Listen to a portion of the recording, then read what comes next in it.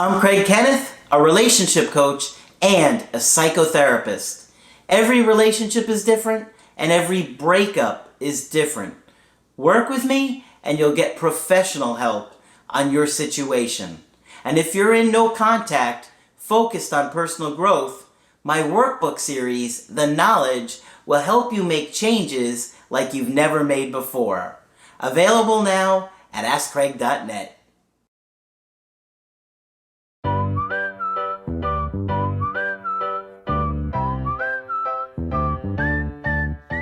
Hi there, I'm Coach Kenneth. I'm Coach Margaret. And today we're going to be talking about powerful ways to cope with a breakup.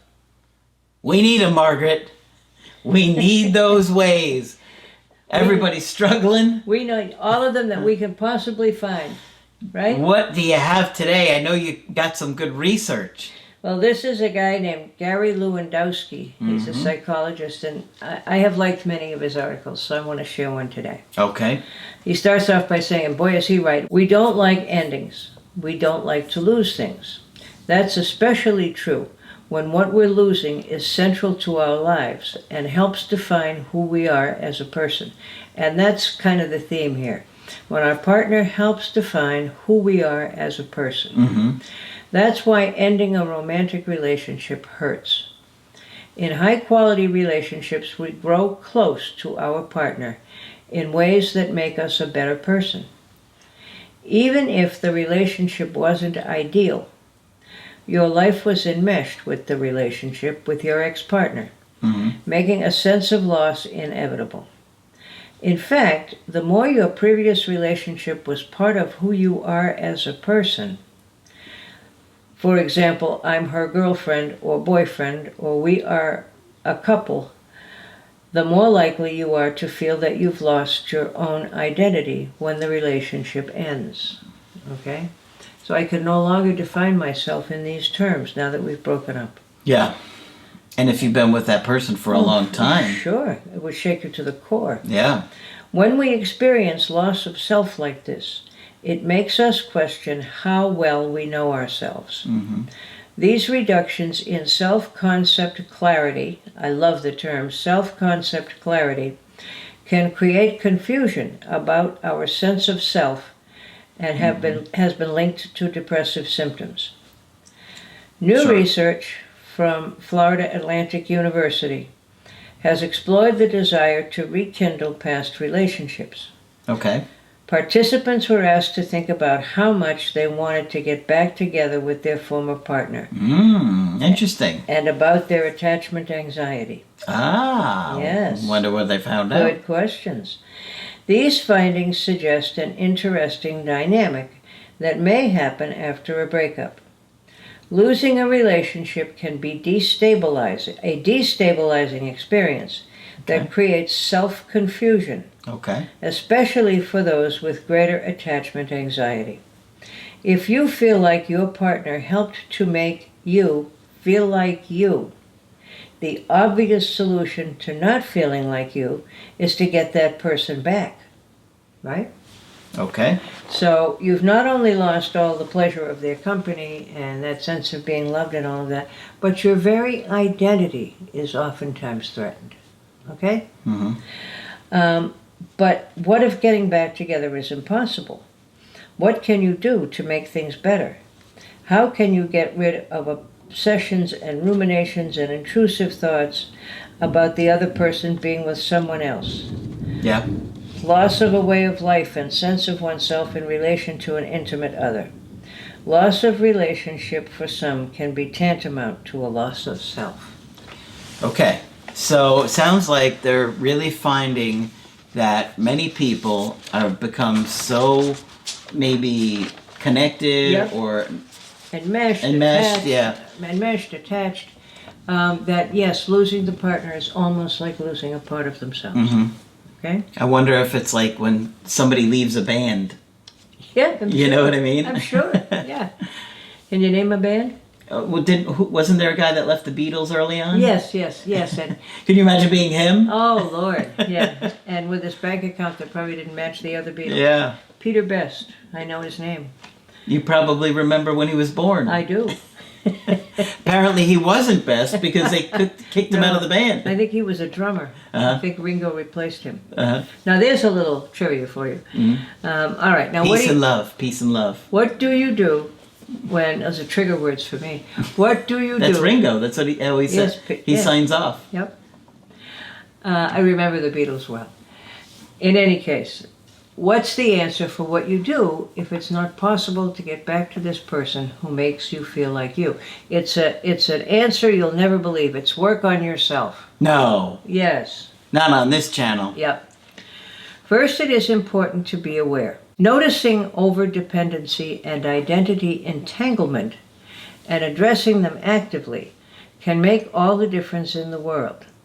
It is important to tolerate, sit with, metabolize, or process breakup confusion and ambiguity to get to the other side. Now, what does all that mean? What does it mean, Margaret? It means that if you can begin to notice and realize that you were kind of fused with this other person and that without them you don't feel quite like yourself, that's a big step to take, all right, to get to that point. And how do you do it? You sit with the crazy feelings about not feeling like yourself, about being upset, about being sad. And I used a whole bunch of that. You know, you can sit with it, you can learn to tolerate it, you metabolize it, you process it, you think about it, you feel it, right?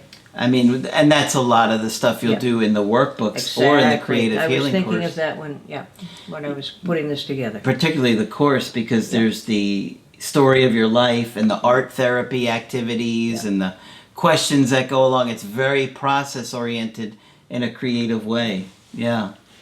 So whatever the feeling is, name it, feel it. In other words, if you say, I'm really feeling panicky, say the word, wrap your mind around it, and remember what it feels like. Okay, that's how you process something. Sadness, agitation, feelings like I don't exist. All right?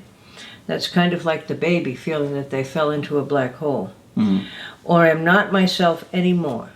Or you may decide that you fear loss and you fear being alone. Mm-hmm. It's important here to think about the other losses you've had in your life also.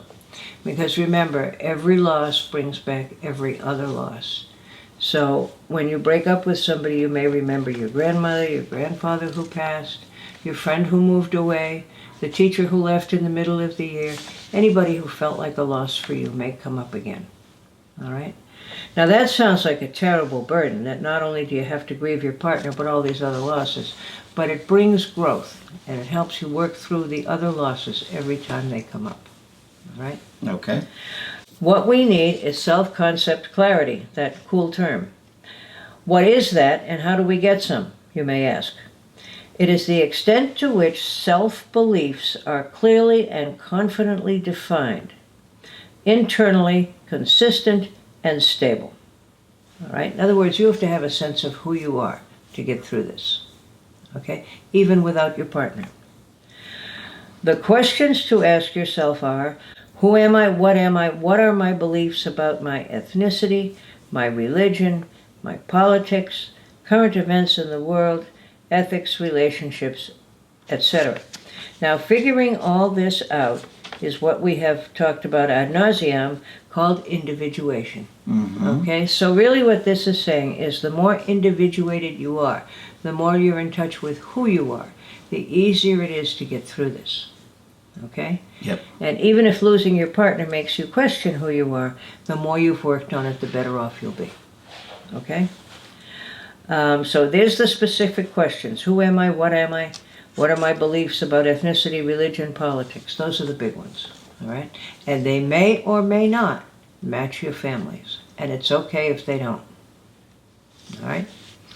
In other words, we are right back to the individuation process. Here's an example. Okay. Say you grew up in an American military family with all the usual beliefs and customs and view of the world. Mm-hmm. What if you decided that you really want to go to Tibet and learn about compassion and practice meditation? Mm-hmm. That would truly be to individuate. Mm-hmm. Okay, it's a rather dramatic example, right? My dad was a Marine and I'm going to Tibet to meditate. Yep. Yeah. Okay. You may have to remind yourself that you have a right to all of your own thoughts and judgments, and you are smart enough to make them. Okay? If you came from negative circumstances and received little positive feedback about your abilities, this task becomes even more difficult. For example, it would be great for you to do that, but nah, you'd never be able to follow through.